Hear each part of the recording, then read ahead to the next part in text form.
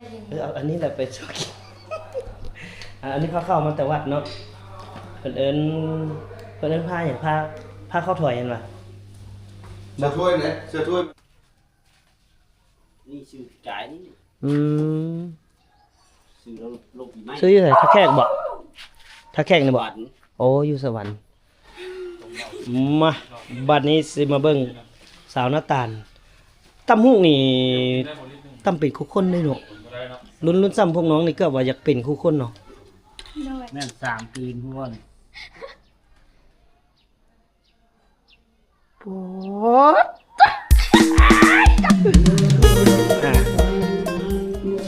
ทางนั้นก็ใส่บาทพี่น้องทางนี้ก็วงดนตรี3ไอ้น้องก็สิเตรียมเก็บเครื่องเก็บของเมื่อละบาทนี่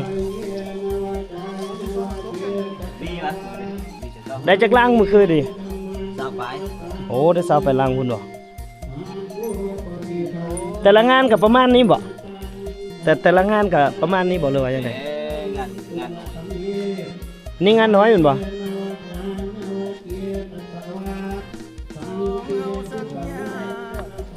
โอ้พี่น้องวงดนตรี3ไอ้น้องพี่เจ้าของอันนี้ดีเจบอกเฮ้ย โอ้เมื่อคืนอยู่นี่กับอยู่พนคำตัวใดได้กว่าโอ้อยู่นี่อยู่พนคำคนน้อยกว่าโอ้บ่แม่นหมู่ลงเนาะมันมีจักเครื่องซั่นน่ะโอ้แล้วแต่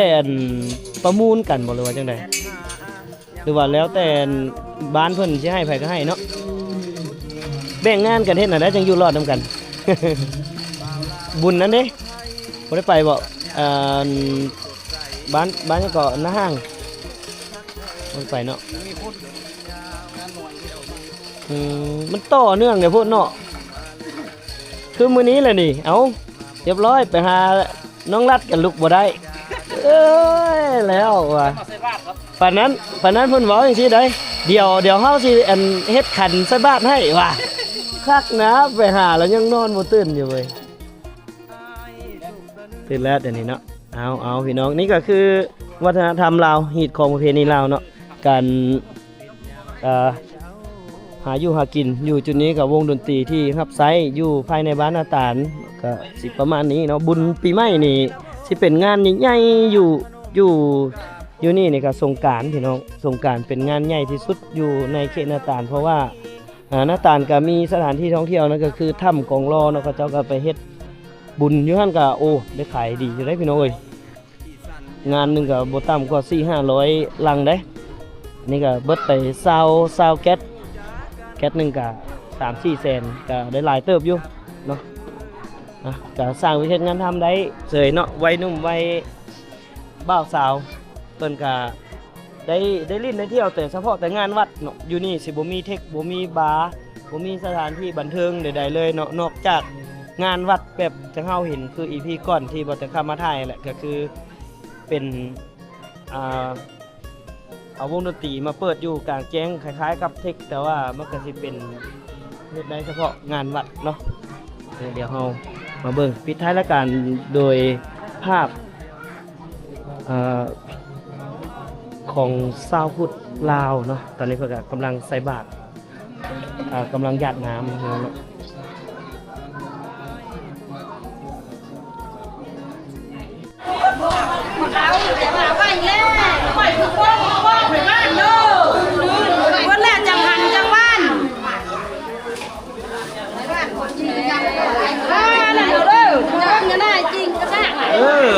เอาเลยคุณเด้อบ้านอยู่นี่จังนี้คุณ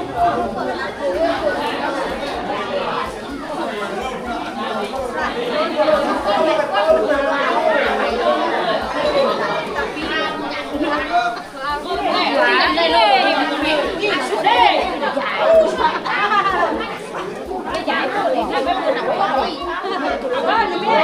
ชาติ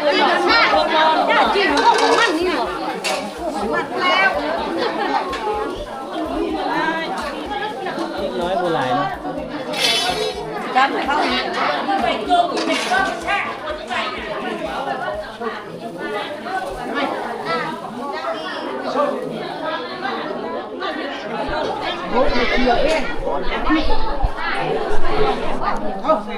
โอ้ในบ้านเลยเมียในบ้านผมบอกให้มาแต่ว่าลูกสาวในบ้านว่าอย่าไปได้ว่ะ แม่ไม่เข้ากินข้าวอย่าง โอเคลูกสาวว่าบ่ว่างมื้อนี้ สาวว่างเนาะ ลูกสาวบ่ว่าง สาวว่างกับพ่อแม่ว่างดิ เนาะนั่นนี่ก็ยังใครบ่จะได้ฝากท้องฝากใส่เนาะ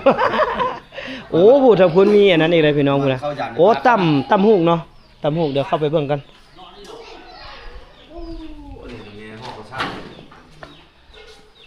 จะหลักของค่อยกัน อันนี้แม่นเอาเลยนี่ มุกไก่ อันนี้บ่อันห่อข้าวสากหาได้ สร้างอะไรนี่ โอ้มันบ่ ไก่ไก่ บ่แม่นว่าห่อหักเหือนหักหญ้าได้เพิ่นห่อนี่ของกินล้วน เนาะข้าวต้องกินอันนี้ ๆโอ้เสียดายแต่เฮากินบ่ได้งวดนี่ ได้เลยตัวกินได้ บ่ โอ้ยอยู่ดูเบอร์ก็หิวข้าว คันกินได้อ่ะเมาแต่เมื่อคืนนี่พุ่น เนาะ แม่น ดิ้นมากินตัวนี้ พี่โอ้อันนี้บอกแม่นไผแน่ต่ำนี่ฮะ ไปถ่ายกลุ่มลงให้เลยนะเดี๋ยวลงส่งที่สามมาก่อนเลี้ยงส่งเดือน ให้ลูกสาวมาตั้มแม่ตอนนั้นอันนี้นี่ บ่มืออะไรมืออะไร เอาอันนี้แหละไปชอบกิน อันนี้เข้ามาแต่วัดเนาะเพิ่นเอิ้นผ้าอย่างผ้าเข้าถอยเห็นป่ะ เสื้อถ้วยไหนเสื้อถ้วยมาด้วย ข้าวต้มเนาะมีข้าวต้ม อันนี้เฮ็ดเองเบิดแม่นบ่น้องน่ะเฮ็ดเองหมดเลยอืมแต่หลังจากลงวัดแล้วก็เอากลับคืนมาเฮือนแล้วก็มากินเนาะปั่นกันกินอยู่เพื่อนนี่แหละพี่น้อง มาบ้านเลยถูกกินไปแถวเติมแถวตัวเขานะเราคิวอย่างกินกุ๊บ เหล้ากับปั่นเหล้าต้มเนาะ เรากับเราต้มนี่นะ นะผู้สาวเนี่ย เดี๋ยวไป เออ โอ้เฮ้ยโอ้อัดเฮ้ยกู นี่ยังก็อยู่พุ่นน่ะไม่ยังก็ คุณผู้สาวเย็น อยู่พี่แล้วมันกินแซ่บกว่าแม่นบ่ ส่งให้เมียเราเด้อ อยู่พี่ผู้ชายเย็นกินแซ่บกว่า เออ เดี๋ยวแกเลย เพียงบ่ทันมึง บ่ทันแล้วบ่ทัน แล้ว แล้ว ไปกินกู้อย่าได้กินก็เปียกแต่น้ำก็เหลือได้ก็เหลือเขาไปล้างถ้วยเดี๋ยวโอ้ อืม บ่ได้ แซ่บบอกอยู่นะมุกอย่าง กินข้าวเฮือนในบ้านนี่ ชัดป่ะ บ้านหน้าต่างก็สถานที่ท่องเที่ยวหลายพี่น้องยังมีฮีตของประเพณีหลายอย่างเนาะอยู่บ้านนี่เนาะโดยเฉพาะแม่นวิถีชีวิตหนึ่งที่ว่า ได้สองมือ พิเศษเฉพาะเลยเนาะก็คือการตำหู พ่อแม่ แม่ยิ่งนี่บอกเลยว่าฮู้เฮ็ดเวียกแล้วแม่นตำเป็นมื้อนี้สิได้เห็นนะลูกสาวเพิ่นตำอยู่บ่ยังบ่ฮู้เลยพี่น้องเอ้ย แม่ โอ้เท่านั้นก็มาแล้วสมทบล่ะ เอาเลยต้มนอน มาสมทบกัน ไปต้นนั้นเดี๋ยวบอกตัวยาวนี่ นี่ไหน อืม ลงไปดิ ก็ น้ ดีนะนะ แม่ยังตัวนี้มาสมทบนี่ อันนี้ มีมกแล้วก็ซัดป่าเนาะหน่อไม้ มุกมุกกินมัวผมมุกตุ้มมัว มา ใกล้เดียว โอ้ก็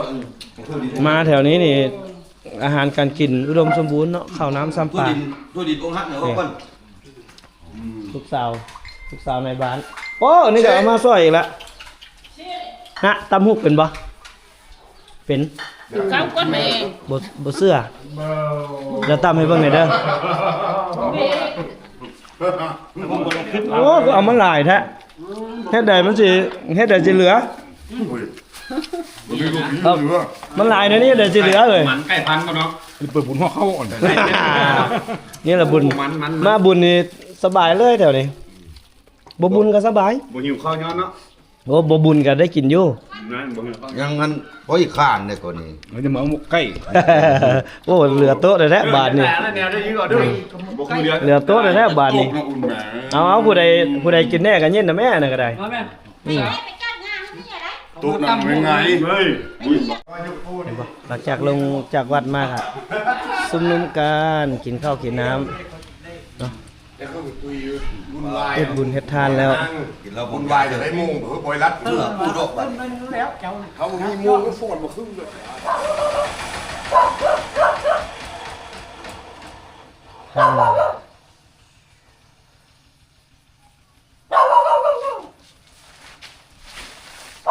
จักหน่วยก็ตู้พื้นมันนี่ ทีนี้นะ บ่อันที่เอาไปเปิดงานนี่ 12บ่ โอ้สมพอย่างเข้าไปหั่นจังหวะเนาะในวงไกลๆหั่นต้มเลยได้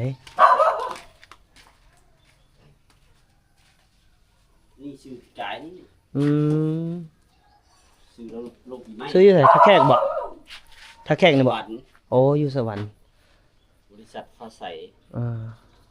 ก็อยู่ท่าแขกเขาก็ BN ที่ว่าเขาเจ้าประกอบตู้เนาะเอา ใช่ ทางเฒ่าแก่บ๊อบ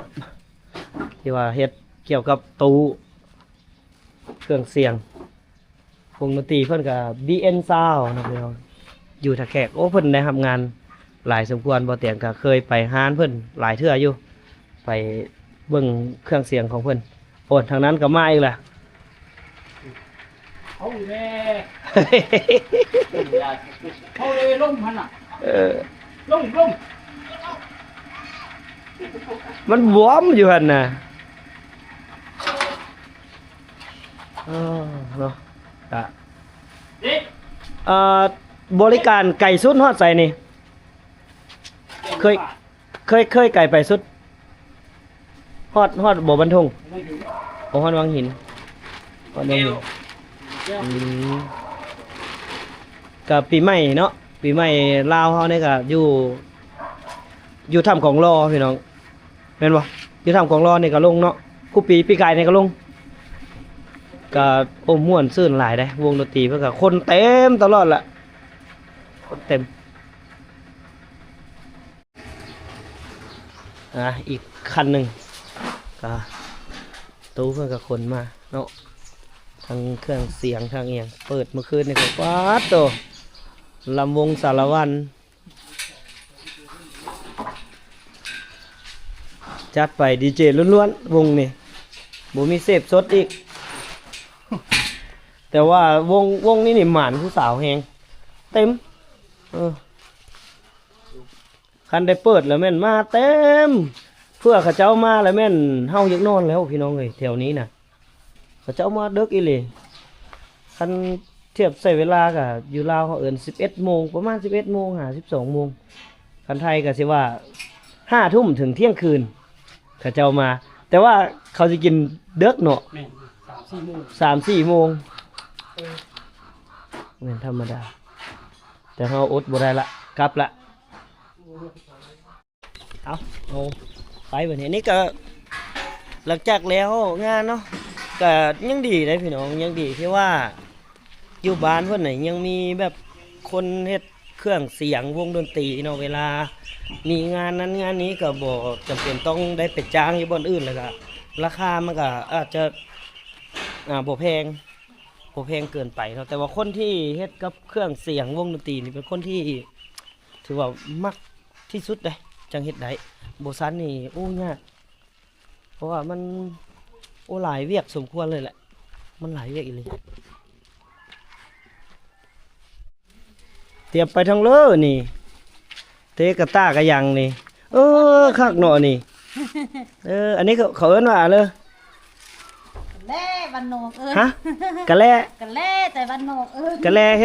ฮ็ดอะไรกะแลเนี่ยเอาไส้หยังอันนี้เอาไส้หยังอันนี้ ไม่มีหลักซ่า อันนี้เนี่ยเอาใส่คอ ใส่โค เฮาลองเบิ่งได้บ่ น้องนี่ เบิ่งเฮาลองเบิ่งให้อีหลาจับให้เบิ่งได้เบิ่งเฮ็ดได้อันนี้เอาใส่เลยนี่ พวกเขา กดไปนี้เราเฮ็ดอะไรเลยเฮ็ดอันนี้ นี่นั่นนี่เนี่ย เฮ็ดอันนี้เลยอันนี้จับอันนี้ เอาสอง เนาะเดี๋ยวนี้บ่ ผมก็เลยไปถอด ไปเด้อไปหน้าก่อน เอาอันนี้เท่าไหร่3,000จัด เดี๋ยวเนาะย่างไปนี้เลยเนาะ เห็นบ่ผม ใส่หยังแน่นี่ใส่หยังแน่อันนี้นี่ คืออะไรเม็ดคือแมว มะเอื้อ มะเขือผมชิ่งที่เอามา เห็นอยู่บ่เห็นหน้าอยู่บ่แล้วเสื้อเลยอีก บ้านแต่ว่า ฟืนได้บ่เคยใส่บ่อีน่ะเคยนำบ่บ่เคยว่ะลองบ่ อาญานุ่งอาญาซะเสื่อม ลองเตะเบิ่งบ่บัดใหญ่มากก็ได้เตะได้นี่นี่พี่น้องอันนี้ก็เป็นอุปกรณ์ในการ นี่ได้เมื่อมื้อนี้น่ะ ยังเมื่อ นี่อันนี้ก็เป็นอุปกรณ์ที่เพิ่นสร้างขึ้นเองเพิ่นเอิ้นว่าหยังก็นั่นล่ะขอบใจละลายไปก่อน เนาะก็เป็นเครื่องมืออันหนึงที่ที่เพิ่นใช้ในชีวิตประจำวันของเพิ่นเนาะ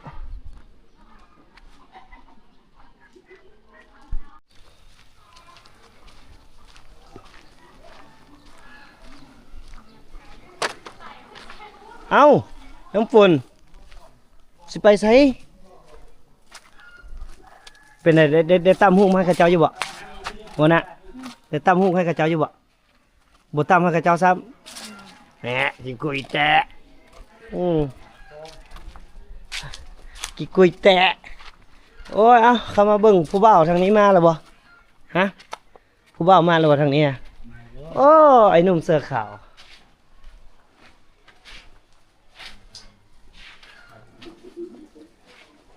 สำบายดี โอ้ได้แต่ ค่อยซื้อหยังค่อยซื้อหยัง ใครบ่ฮู้ ค่อยนี่นะซื้อหยัง ใครบ่ฮู้ โอ้แล้วเจ้าได้ซื้อหยังฮู้ซื้อตัวเองอยู่บ่อ๋อลิ้นมุกซะอีกเดี๋ยวเลยนะ นี่อันนี้เป็นหยัง โทษดิ เจ้าฮู้บ่ทั่วดินหยังนี่ทั่วดินอกหักเพราะว่ามันถึกต้มอุ้ยเคยเห็นว่าทั่วดินอกหัก พี่โตผัวเด้อ ฮู้อยู่บ่ทั่วดินมันอกหัก งั้นมันถึงต้ม แม่นดีแต่ต้มบ่เปื่อยคันต้มจนเปื่อยคือเบ้าเวียงจันทน์เสร็จบางจันต้มเปื่อยก็ โดบต้มจนเปื่อยหมดแล้วยิ้มหน่อย ฮะ ยิ้ม อีโมเป็น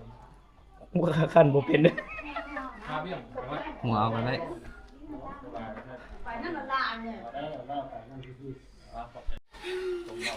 มาบัดนี้สิมาเบิ่งสาวหน้าตาลตำฮูกนี่ตำเป็นคู่คนเลยเนาะรุ่นซ้ำพวกน้องนี่ก็ว่าอยากเป็นคู่คนเนาะ โดย อันนี้เพิ่นเอิ้นตำหยัง ทำที่นี่ สิ้นมี่อันนี้เนาะคันเส้นข้าวปุ้นก็สิลายหนึงเนาะอันนี้เส้นมี่เออในขั้นตอนการตำนี่อันใดยากสุด มันก็มีหลายแนวเนาะทำที่นี่เนี่ยก็แบบเราต้องจัดให้เลือกลายเนาะเพราะว่าอันนี้เขาก็จ้งไว้ถ้าบ่จ้งไว้มันก็บ่เป็นลาย ก่อนสิมาเป็นแบบนี้นี่บ่แม่นเรื่องง่ายเด้เนาะก่อนสิมาอันนั้นมานั่งตำได้ในนี้แมันบ่ใช้เวลาดนเติบเนาะบ่แม่นอันซอสอันนี้บ่ยากสุดนี่ มันบ่ได้ยาก บ่ยากเนาะ อันนี้ก็ได้ชอดอันนี้ ซอสนี้ง่ายๆผู้เคยเนาะคันแม่นบ่เตียงซอสนี่ยังว่า3 เดือนแม่นบ่อันแนะนำชื่อก่อน ชื่อจันทวงศ์ จันทวงศ์น้องจันทวงศ์ใส่อันลายมี่มันเท่าใดอันนี้แมันบ่ลายมี่นี้มันขึ้นกับเฮาบ่หรือว่ามันมีลายมาในนี้แล้ว เขามัดก่อนแล้วก็สิมันเป็นพายก็เขาต้องมัดก่อน อ๋อเขามัดมีด แล้ว ซะ เขา ก่อน ก็ซื้อเอาแล้วก็เอามาตั้ง เฮามีแต่ตำอย่างเดียวโอ้บ่เตียงเคยเห็นพี่น้องที่ว่าเขาเจ้าอันมัดมีเขาเจ้าย้อมสีเนาะเขาเจ้าเอาเสือกฟางมัด แม่น มัดแล้วก็เขาเจ้าย้อมสีแล้วก็ขาย แล้วเฮาไปซื้อเอาตัวนั้นเนาะอยู่บ้านน่าจะอยู่แถวท่าโทษเมืองยมราชพี่น้องที่เขาเจ้ามัดหลาย เป็นคนชนเผ่าหมู่เกาะที่เขาเจ้ามัดมัดมีเนาะ เพราะว่าเดี๋ยวนี้เขาก็บ่มัดบ่เป็น นอกจากต่ำสิ้นมีแล้วนี่นะยังต่ำอย่างอีกอยู่บ้านเฮา ตั้งแพเบี้ยง แพเบี้ยงโอ้แพเบี้ยงก็ต่ำเองแล้วก็มีอันผ้าสิ้นอีกอย่างก็มีผ้าสิ้นตัวหนึงเนาะผ้าสิ้นตัวหนึงอีกมีผ้าสิ้นอันงามๆดอกเห็นบ่เตียงเห็นอยู่ตีนสิ้นก็ต่ำบ่ ก็ยืมเงิน เอามีอยู่บ่ใส่เอามาเบิ่งอยู่เฮือนไผ นี่นะ อ๋อ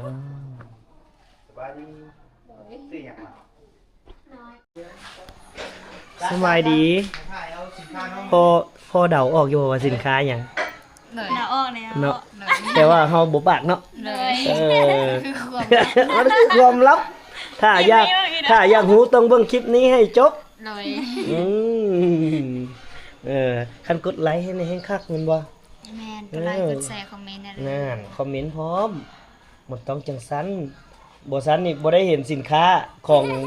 น้องน้ำฝนแท้ สายฝน มีทั้งสายฝนทั้งพายุโอ้ยเมื่อยน้ำเหมือนบ้านนี่อยู่ มีทั้งสายฝนมีทั้งพายุ น้ำก็ท่วมแล้วเนาะนี่ มาเด้อ เลย คนความลับต้องอยู่ในกบ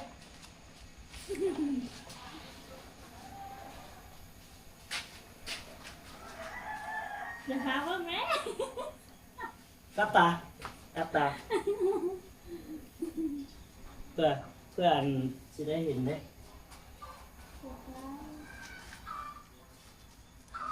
เพื่อสิได้เห็นสินค้าเพิ่นโมเมนต์ธรรมดา เป็นพรีเซนเตอร์อีกเด้เฮ็ดคือเฮานี่มันเหมาะสมกับเฮาอยู่บ่พี่น้องมันสิเหมาะสมกับเฮาอยู่บ่เฮาจะได้เป็นพรีเซนเตอร์นี่พรีเซนเตอร์อย่างน้อจะได้ค่าจ้างเท่าใดเนาะปะนั่นไงเฮาสิได้เป็นพรีเซนเตอร์สินค้าของพี่น้องชาวบ้านนาตาลโอ้ดีใจภูมิใจขนาดเลยโอ้ยจักสิแม่นอีหยังเนาะสิเป็นคำบ่หรือว่าเป็นอย่างเนาะเป็นกระต้าบ่หรือว่าผ้าสิ้น หรือว่าผ้าเบี้ยง อันนี้เดี๋ยวมาลุ้นกันว่าสิเป็นหรือบ่เนาะมาแล้วบ่ คนเอาหน้า นะมาแล้วบ่ 1 2 3 รับตาเนาะรับตาเนาะ อ้ย ตามารับตาแล้วสิบ่เตียงจะได้เป็นพรีเซนเตอร์สินค้าสิเนาะสิแม่นคำเลยเนาะไปเฮ้ยไม่ยังสิให้ไอ้เตียงเป็นอันนี้ แม่นแล้ว ก็คือมันนั่นหุ่น แม่นแล้วเจ้านี่คือของฝากจากบ้านนะคะ ของฝากจากบานาตาเนาะ สินค้าขึ้นชื่อก็คือเหล้าขาวของเหล้าเด็ดของบ้านนะคะ อืมโอ้หน้าตาเขาคืออยู่เนาะ แม่เป็นพรีเซนเตอร์ได้เลย โอ้มา ค่า ครับ ตลาดอีกไอ้นี่หากับแพ็คส่ง โอ้ เสา ค่าตลาดอีกเอาถ้าผู้ใดสนใจ อยากดื่มอยากเมาอยากแบบ อยากม่วนอยากแดนอยากซิ่งกะเลยเด้อเหล้าขาวหน้าตาล แม่นแล้ว เหล้าขาวสาวงามแน่โอ้เอาบัดเรา ซิล ไ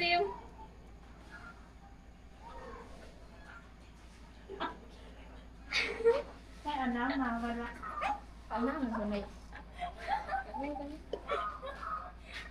โอเคหมดแล้วพี่น้องอันนี้ก็ฝากสนับสนุนเนาะก็อันนี้พูดเอิ้นว่าอหย่างเหล้าเด็ดเนาะเหล้าเด็ดบ้านนาตาลเมืองนาไก่แขวงคำม่วน300ทุกเท่าไหร่น้องเดี๋ยวถ้าถามเพื่อนว่ามันสิทุกเท่าไหร่โอ้บ่เกิดทำก็ดีใจได้เด้ น้องเจ้า โอ้เฮาคือสิหน้าตาคือแฮงเนาะ แม่นเลยล่ะ หน้าตาเขาคือแฮง เพื่อนี่ โอ้ยเอาจังได๋ก็ฝากสนับสนุนเนาะตอนนี้ก็สินค้าขาดตลาดละขาดตลาดเพราะว่าได้ขายดีแฮงเนาะส่งไปทั่วเมืองนากายละเนาะส่งทั่วเมืองนากายแล้วก็มีโลโก้เป็นตาข้างในเนาะเหล้าขาวหม้อน้อยบ้านนาตาลนี่เดี๋ยวต่อไปก็เพิ่นก็สิสั่งถ้าผู้ใดอยากเอาไปขายก็ได้เนาะเอาไปขายอยู่ตามห้านตามเอียก็โอ้ยเป็นอันอื่นก็บ่เนาะพรีเซนเตอร์ก็ได้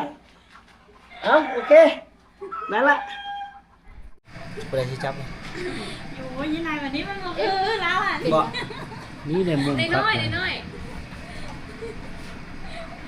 เอาพี่น้องเดี๋ยวสิชิมเบิ่งอันนี้แม่นสินค้าส่งออกแต่ว่าตัวที่เพิ่นบ่ทันได้แฟกก็มีเนาะนี่เอาจังไดก็ให้เจ้าของผลิตภัณฑ์กินก่อนเย็นเลยเล่าอย่าชิมเบิ่งอันนี้เนาะเหล้าหม้อน้อยบ้านนาตาล45ดีกรี45ดีกรีเบอร์โทรเพิ่นก็มีนี่030 030 9078 453 030 9078 453เนาะถ้าสนใจอยากสั่งไปเป็นตัวแทนจำหน่ายหรืออยากจะสั่งได้เนาะสั่งได้มื้อละประมาณ2 ขวดนั่นบ่ผลิตได้บ่ ได้เท่าไหร่ ขั้นต่ำก็น่าจะ4-5แพ็ค 4-5แฟกแฟกหนึงนี่6ตุ๊ก 12 12เอาประมาณประมาณอยู่60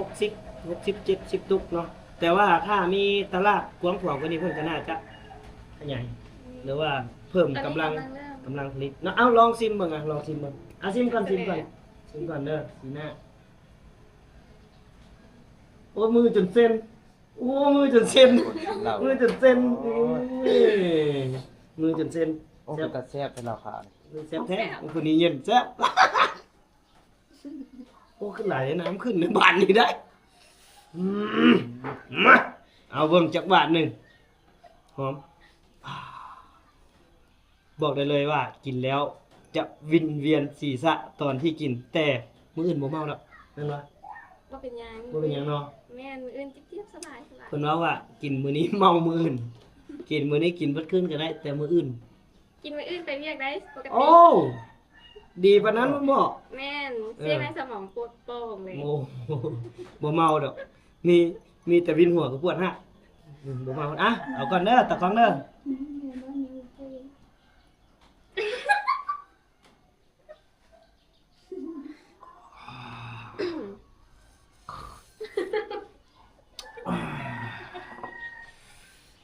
อ่ะเงินรับเลยบ้านนี้อ้าวโอ้ค่อยคนมีเงินนะค่อยหลายโอ้ยอยากได้กินรถสั่งมาแล้วเนี่ยนี่ของแก้มกับชิมิอันนี้เพิ่นเอิ้นว่ามักกะดิ่งอกหักเด้อมักกะดิ่งอกหักอันนี้ หั นะ กย้อนหยัง ถึกต้มมักกะดิ่งถึกต้มเลยอกหักบ่อยากถึกต้มบ่อันนี้ลองให้หมู่เลยนี่เหลือเนี่ยให้ตะกล้องแล้วนะนี่ให้ตะกล้องไอ้เตียงนะมาตะกล้องมาซิมมาซิมผลิตภัณฑ์ไปเลยตัว พิเศษ ของแซ่บบ้านนาตาล แม่น3ปีนพวน ปอดกินแล้วรู้สึกย้อนโอ้หน้าแดงเลยว้า เจาะหนึ่งคุ้มเลย หน้าแดงเลย ของแท้บ่นี่ ว้าของแท้ลองให้อายมึงเลยเอ้ยหน้าทอกลงจอกๆ สำหรับอ้ายพิเศษ ดื้ยพิเศษแท้ อ๋อของแท้ด้วยนี่เนาะ ว้าย กระเดียวน้ำ ว้าย อ๋อตินโตขับรถได้อยู่บ่นี่ เอาเนื้อเอา น้องห้ามกลับ ปาด แล้วตื่น โอ้โห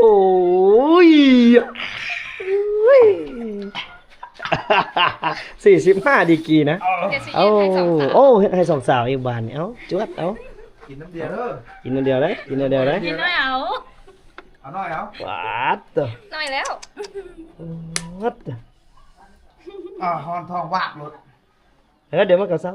โอ้สาวหน้าตาเพิ่นกินเหล้าเก่ง โอ้มือเส้นนี่ก้อยเส้นละโอ้เส้นนี่บ่แม่นเส้นยานแต่เส้นยาก ว่าแสดงสีหน้าเลยซิวแหงเสียแล้ว โอ้เซียนแล้วแมันบ่นี่แสดงว่าลึงกับอันดีกรีแล้วเนาะ โดย โอ้ นักกว่านี้ก็ไหวเราบอก ว้าวธรรมดาโอ้โหจวดเลยเอาเฮ็ดฮึบป๊อดตัวสาวหน้าตาลกินเก่งสำนี้เลี้ยงกุ้มอยู่บ่เนาะซื้อเป็นแฟกโหลบ่ต้องบ่ได้ เอามาโลดคนละแพ็ค เอาจังใดก็ว่ากันโอ้ยยังมีตะกร้องไงคนหนึงนี่มานี่ เอาของเทคุณ มาอยู่นี่ละมา อ๋อ นี่ผลิตภัณฑ์ ฮอนทองวากตัวมีแห้งจานเลย เอานี่ถือพร้อมเอาถือพร้อมถือให้ FC ได้เห็นพร้อมไปไกลๆรถหน้าเอ้ยมันสิเป็นยังบ่ เอาเท่เลยบ่ การแสดง ไก่อีกก็ได้ ไก่อีกก็ได้นั่นเป็นอะไรเดี๋ยวรีวิวนี้ก่อนเบิ่งดูนี่เหล้าขาวบ้านเฮาเหล้าขาวโมน้อยสาวหน้าตาลต้มเองกับมือสิ่งที่เพิ่นใส่หลายกว่าคำว่าเหล้าคือ หัวใจ น่ะ ใส่ใจ ต้องในนั้นใส่ใจ แซ่บอยู่บ่ แซ่บ โอ้สิ่งที่แซ่บกว่าเหล้าก็คืออายหั่นแหละว่าสิ ตื่นมาแล้วเนี่ยมัน คนพิเศษวะ คนพิเศษว้าว แม่นยังนี่กินได้หมด อันนั้นแล้วกินได้เบิดได้ เหล้า เอา โดย เพิ่นว่า บ่เมากินแล้ว แบบหายง่วงหายนั้นเพิ่นว่า เออ ซีคนอายมันเนาะ ใส่ใจ เรากินแล้วเรากินแล้ว เรากินแล้วกินแล้วกินแล้วสิให้เรากินอย่างถ้าเราเป็นพยาน กินหอม อันนี้เป็นหยัง เราอย่างวะ ว้าว เอ้ยของหมักแน่ บอกมาก เออ เดี๋ยวอันนี้ว่ามากแล้วแมันบ่ เออ สิ่งที่มากหลายกว่านี้มันหยัง น้อง เย้ตายเลิศตายเลิศตายเลิศตายเลิศเมื่อนี้ตายเลิศ ซีมึงโล ซีมาก่อน ซี กิน บอก กินแล้ว กินมาเลย ขึ้นกับความงามของน้องถ้าเจ้ากินแล้วแบบบ่ฮู้แบบว่าบอกเที่ยวว่าน้องนี่งามนี่ แมนนะฮะอีก เออ ก็พอใจกินนั่นน่ะ เป็นมันเลยบ่ แม่นั่นเลย อ้าวส กิ นะ นมืดแฮงงาม เอาซีมเนาะ ชิม โอ้กินแฮงเลย มัน อีกรสนะ กินแฮงโอ้ เอ็ดอึ๊บเอาเลย โอ้แสดงว่าน้องนี่งามเด้อนี่เนาะ เบิดมาเดียวเบิดเลยได้โอ้บ่ได้เลย ฮอน ผิด วั เล บ ย วับเลยทองน่ะขับรถบ่ได้ นอนพี่ พอซิวอีหลีโคแข็งเท่าว่ะ อ๋อกินสม โอ้เซฟหลายอีก เดี๋ยวเคาะบนคอมึงดูกังโอ้โหตัวโคตร แดง เดื ขึ้ อน ด แล้วนี่หน้าแดงขึ้นแล้วนี่โอ้โห มันสีดูดีบ่ ว้าวที่หน้าแดงนี่บางเทื่อนี่ย้อนความหักมันกำเริบ เนาะ ดิตายตายแล้วตายแล้ว จับอีกมันงอ่ะเป็นพิเศษ โปรโมทเป็นพี่เลยหน้าตาคืออยู่เนาะหน้าตาคือ โปรโมทบ่ โปรโมทผลิตภัณฑ์ 1 ของชุมชน 2 3 ของแซฟของดีนั่นแต่ว่าลืมอ่านก่อนยังโฆษณาได้ดิเด้ โอเค